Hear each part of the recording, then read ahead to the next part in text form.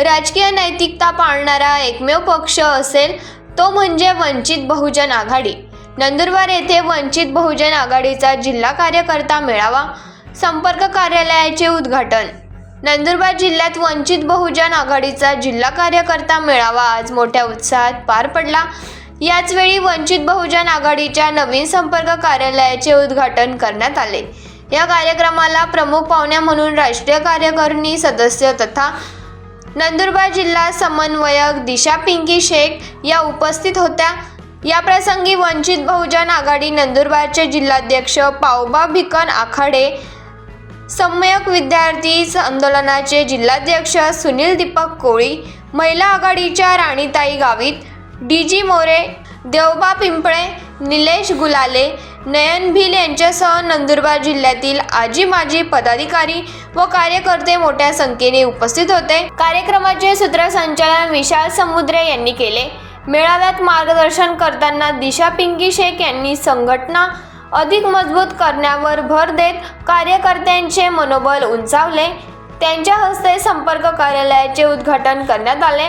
हा मेळावा वंचित बहुजन आघाडीच्या संघटनात्मक विस्तारासाठी महत्त्वाचा ठरला असून आगामी काळात पक्षाच्या कार्याला अधिक गती मिळणार असल्याचे मत उपस्थितांनी व्यक्त केले।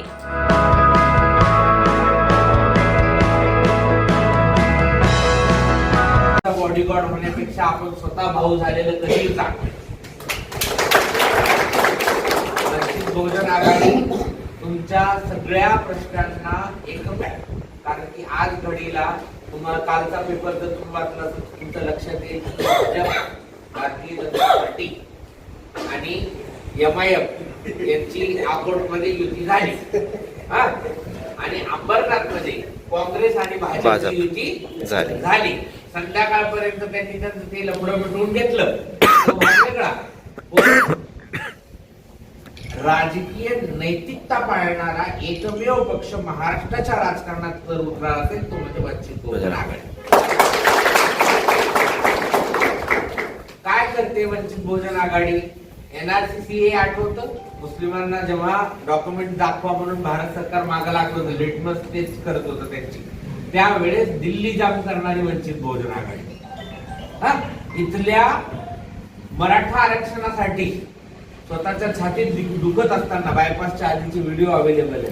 कोल्हापूरमध्ये छत्रपती शाहू महाराजांच्या पुतळ्याच्या तिथं मांडी घालून मराठा आरक्षणाला नेहमी समर्थन देणारे वंचित बहुजन आघाडी बाळासाहेब आंबेडकर जाऊन बस